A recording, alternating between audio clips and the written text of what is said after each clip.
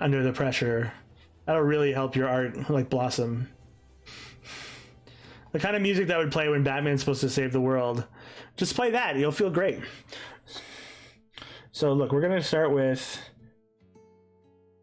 so first of all, I was showing this earlier. I'm gonna show it again because they're not quite kawaii, but they're something I'm really proud of from my recent work. They're gonna be shared on the internet soon, but we'll share it here first. I've been doing baby Disney villains, which I'm very proud of, and I've been working hard on trying to get them to look cool. So this is Jafar, of course, looking evil with his snake staff. We've got Ursula, just like true and mean, and just fully there for you, fully decked out. My favorite, Hades, absolutely. My absolute favorite version, mainly because of how this folding, shading, and stuff worked out. Which, if you make art, which lots of you do, you know that sometimes it's like the most magical thing on earth, and sometimes it's like pulling teeth.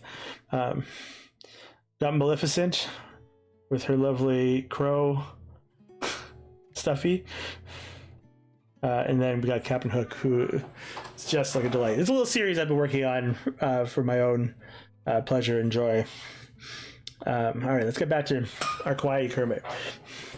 I pointed all that out because I want to be careful not to unintentionally do a lot of that.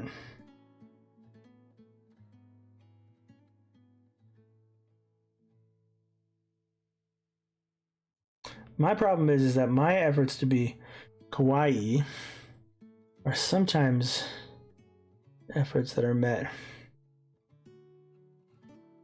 with insanity. Oops.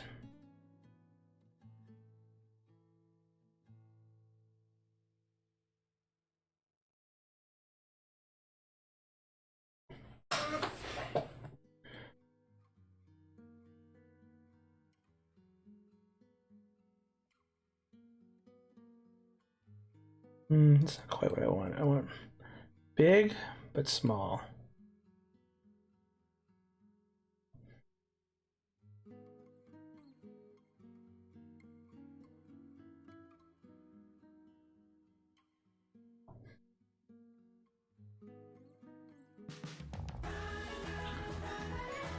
Will! Hello, my friend. How did your son's book release go? Or is it going? Thank you so much for the subscription. Well, we did our dystopian Mad Maxie and Kermit the Frog in honor of you.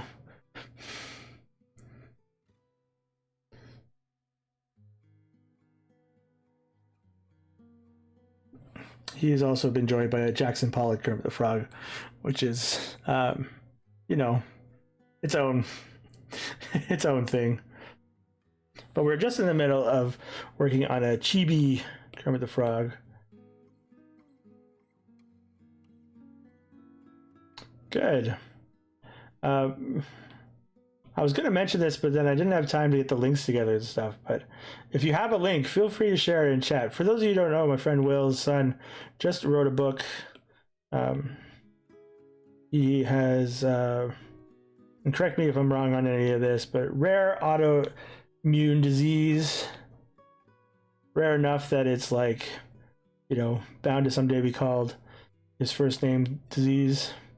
And so he wrote a book about his experience as dealing with the pain and the just the difference of growing up with the book part, obviously, autoinflammatory disease. Thank you. I wasn't sure if it was inflammatory or immune because those words get confounded in my brain. There you go, first fire dragon.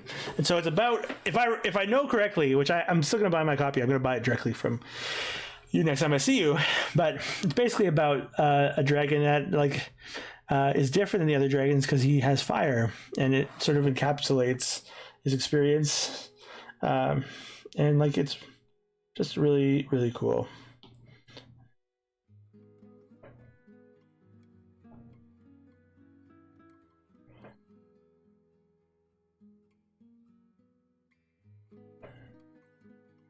So anyways, I think they were, the launch was actually today.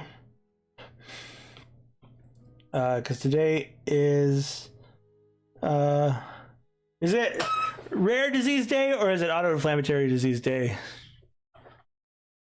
Ah, excellent. So I've not actually read it or seen it because it just obviously came out today. Rare Disease Day. Thank you. I couldn't remember.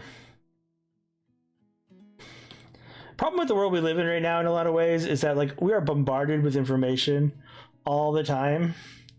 And some of that information comes from the same sources. So like I follow Daniel's like Facebook group. And so I get information all the time from that saying it's this day, it's that day. And then when I like try to remember, I conflate the information from the previous time into the same.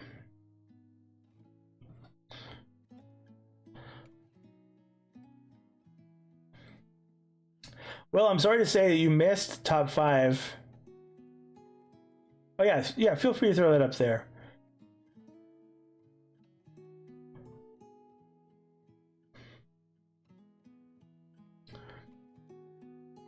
I have to leave early today because of a dentist appointment. So we had to do it slightly earlier. Hope you didn't arrive hoping that was about to happen.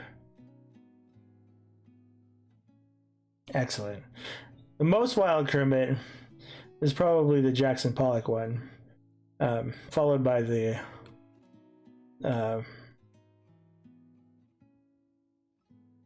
Mad Max one, which we've determined it was Mad Kermy Froggy Road. Yeah, I mean, so there's something about like the Twitch space, certainly in a post-pandemic world, where like there's a lot of folks who are in their homes for a lot of reasons, and some of the only community that they can find is on a platform like Twitch.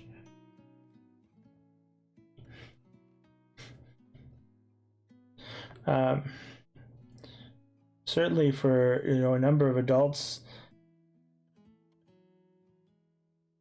And so it's one of the advantages of a platform like this, that you can grow and meet people without necessarily having to like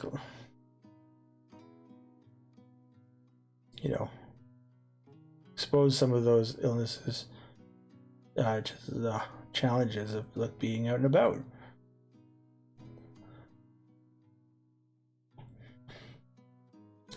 Yeah, it is mind-blowing, isn't it?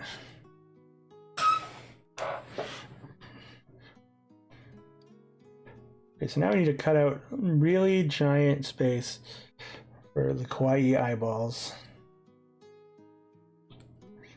We want to make sure that they're not too bug-eyed as much as they are like adorbs.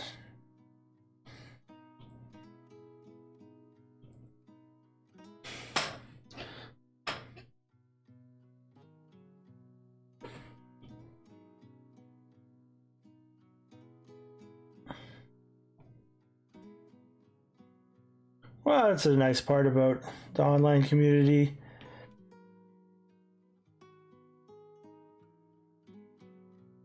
I know in Daniel's case, like the journey to like meaningful diagnosis and the continued journey of care and treatment is just so challenging. Lots of information, lots of doctor's visits and the like. And I'm sure for many folks who deal with all sorts of life-changing conditions, it can just be a never-ending stream of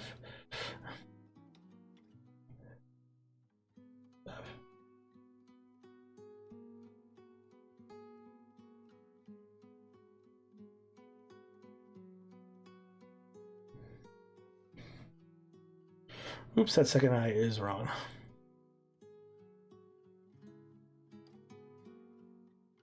He is a remarkable child, from what I understand. I mean, I know him. I've met him.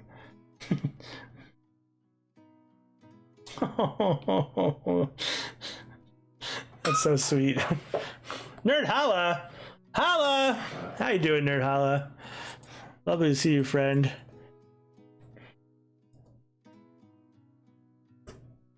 How you doing? How's that miniature painting life?